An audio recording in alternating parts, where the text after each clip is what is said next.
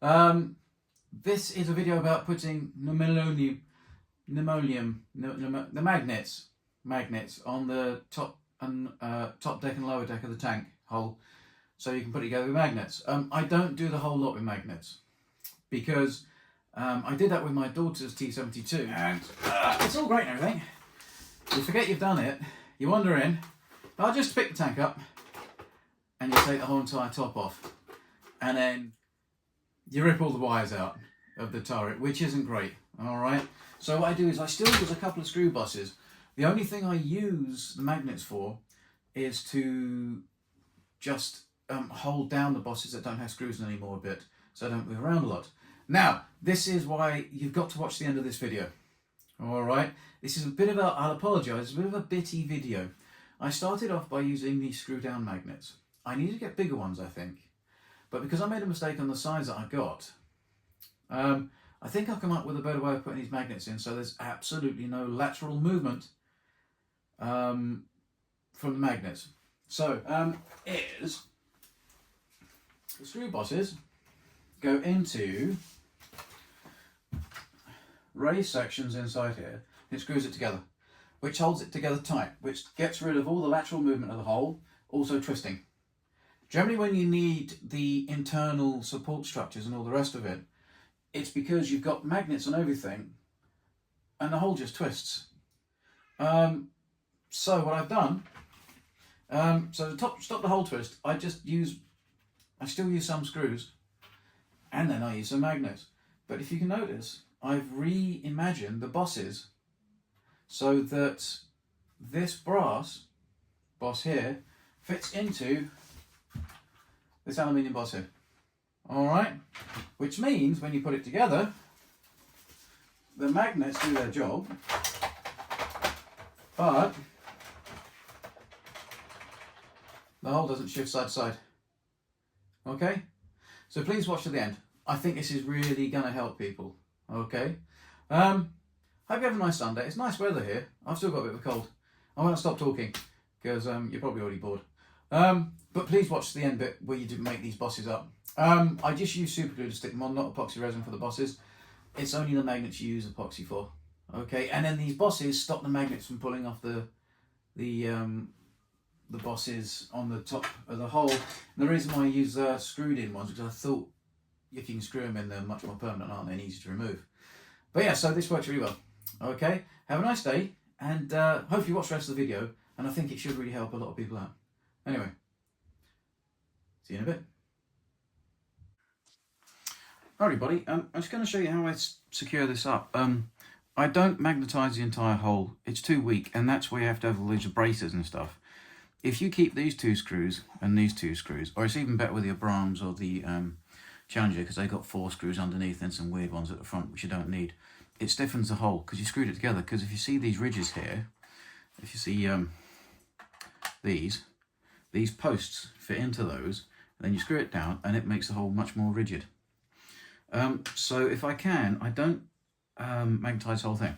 What I do is I get a set of these magnets that you can put screws through, and then these ones. So it's fair enough to put this in here with epoxy resin, and it'll really stick, and then screw these ones in here. All right, so they would screw in there like that. But what you have to do is, if you can see, this is about 3mm.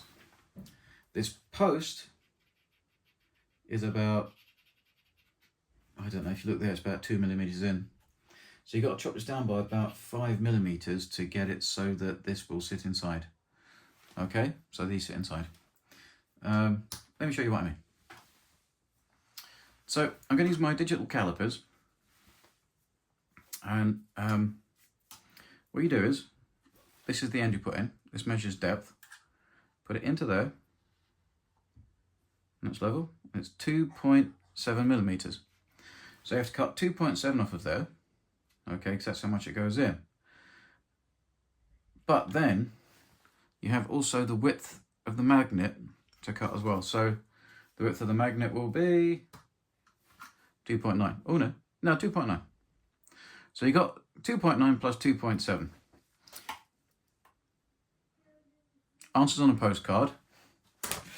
And so you got to cut about 6 points something or other off of there. So mark it up. And because this post goes all the way down, the screw will go all the way down. And these screws are just the ones that hold the smokes machines on the rest of it. Okay, I've got a load of spare them from other older tanks, but if you haven't, I'm sure you can probably buy them somewhere. It's 3mm. Right, so it comes to 5.4mm in total. So then you can put that there. You can do this with a normal ruler, but I just find this easier. And then you get a pencil or whatever, and then you mark it. Yeah? You just about see that. It'd probably be best to use a white marker or something.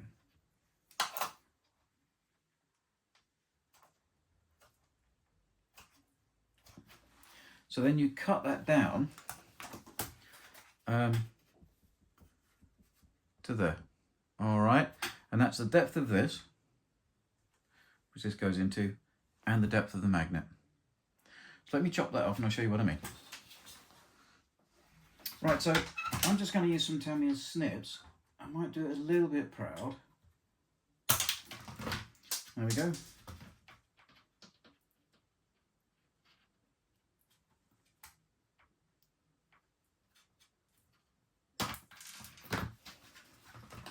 There we go. So they should both be the same height now. When you take this bit off, if you want to, you can make sure it's a bit more level. This is where it all gets a bit bitty. I do apologise. All of the measuring stuff you've just seen is still pertinent on how to fit the magnets onto the top bosses of the hole. So you still have to take away the size of the magnet and also where the post fits into the lower hole boss. All right, so that's all relevant. The only difference is the screw-in magnets I get rid of in a bit. All right, so watch to the end to find out how to get it so that your magnetised tank doesn't shift from side to side on the top hole. And if you use the method I'm using with just a couple of screws in, you shouldn't need hole stiffeners. All right, I just do this to stop the ugliness of having massive holes all over the place. And if you don't want to do the screw method and you don't want to get this in depth with model tanking, you can do it the way that I did on the Leopard, which is by using rubber dipping bungs and then painting them up. And then when you've weathered it, you won't see that they're there. All right. So if that's your screw hole boss thing that you're worried about. So there's a couple of ways. Anyway, look, see you in a second. And there's no chance of them coming unstuck, because sometimes with epoxy, one side pulls out. This side doesn't normally, because it's got a nice little lip to sit in. This side just is epoxied onto a post with nothing to hold it. So that's why I prefer doing it this way. I mean, but like I say, I won't magnetise all of my holes. I did it with one of my tanks, and I just had this habit of forgetting, and then I would rip the top of them. See, they're quite level. Now that, it might need a bit of fettling, but there we go. So that fits on now without a gap, and that should be quite close. And then what we'll do is we stick these in here with epoxy resin. Oh yeah, so then you just stick these in with epoxy. Okay, so let me get some epoxy resin out and I'll show you what I mean. Before you glue it, scratch these up a little bit so the epoxy has something to grab to. All right, and like I say, these ones rarely come out because the epoxy can really stick in here. But the ones that always fall off are the ones on the posts. It's probably just my bad gluing. And the same thing with the magnet. Now, before you put these magnets in, you make damn sure which way up it is, because if it's the other way, it'll push it away.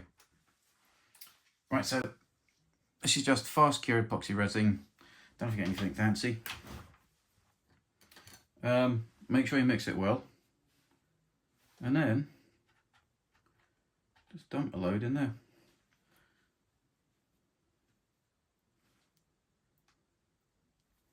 Don't do too much, because otherwise when you put the magnet in, it'll go everywhere. And also I've run out of kitchen roll in my model room. It's a bit of a pain.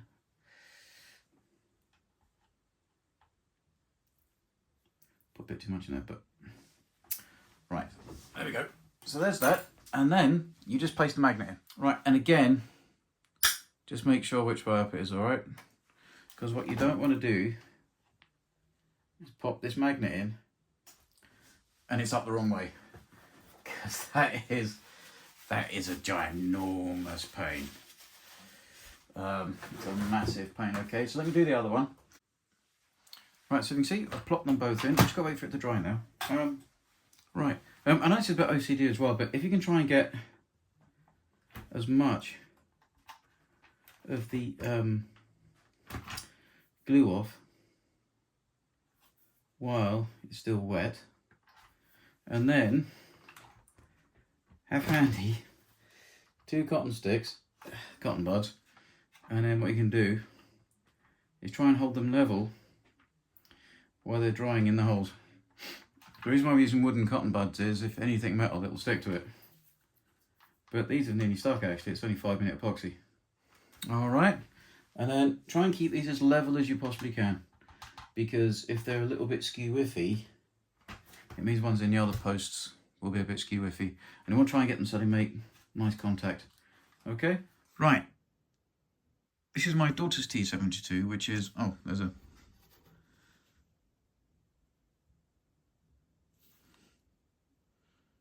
answers on a postcard again.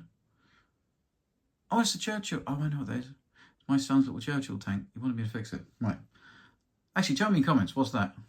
Come on, what part of a Churchill?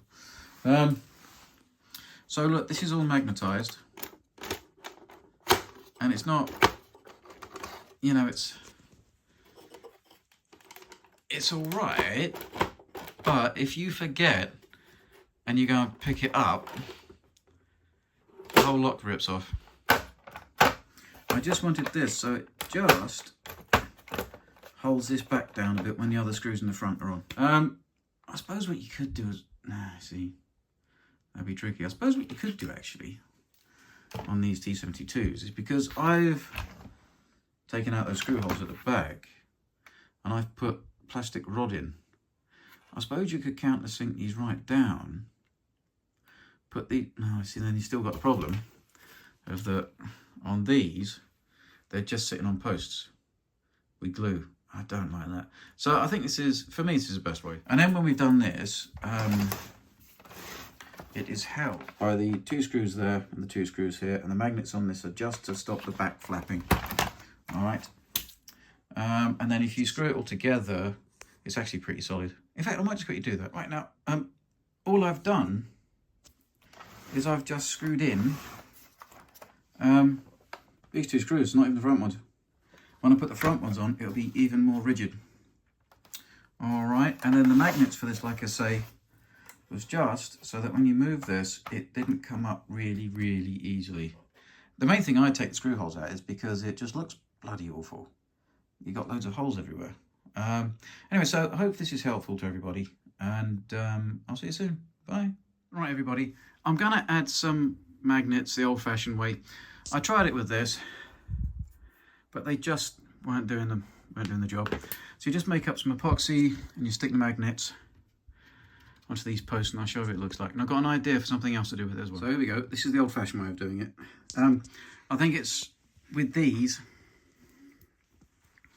I think I need to get bigger ones. All right, which you could do, but I can't be bothered to go and buy more stuff and wait for it. So this is the way that a lot of people do it, is they just stick onto the top of these posts. Exactly the same as I just showed you with screwing those, and you just got to take away the sides of the magnet with the sides of the post and where it fits into there, because you've got to remember these bits go into these grooves here. All right.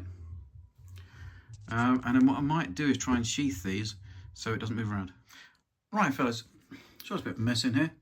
I have done a sheath which goes over this magnet, and then another sheath which goes over that top strut out of aluminium and brass tube, so it's not magnetic.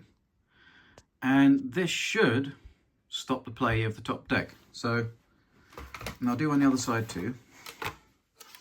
Now this moves around quite a bit. Turn the magnets on. And these now line up perfectly. So I think that's a better solution. So let's go to the other side now. In fact, it probably doesn't need the other side. but I'll do it anyway. So it's that, okay? There's aluminium tubing, and they fit inside each other, and it stops the lateral play on the back of the tank. Anyway, yeah, and this is just a normal plumbing pipe cutter, so it just makes life so much easier. All right, it's one of these. There we go. I'll put it in the link as well. So if you can see, that goes on there like that, with level with the magnet top. All right, and then that goes in there like that, and it stops sideways play with the magnets, and magnets hold it down. So you could do that if you're magnetizing the whole hole. Do the same thing. Sorry, I didn't stab myself model making. I was cutting out, still bleeding. I was cutting out some felt for my daughter with some fabric scissors, and it went straight through the eye hole of this animal mask and sliced a chunk out my finger. I think I should have gone for stitches, but I can't be bothered. So yeah, so that, and I'm super gluing these. I'm not epoxy resin these. I mean, you could put some on afterwards, but I don't think it's worth it. I don't think you need to. So yeah, so this should make the hole so it doesn't have lateral movement and it still be held down by the magnets. Okay, right, so yeah. 10.1, oh no, I'd say it's 10 actually. I'd say 10mm, it says 9.9 aluminium tube. And then tube that fits inside of it, 8.6. All right, you cut it and you put the bigger tube on these posts. Now you can see the magnets are in there. Then on this one, you put the smaller tube level, flush with those magnets.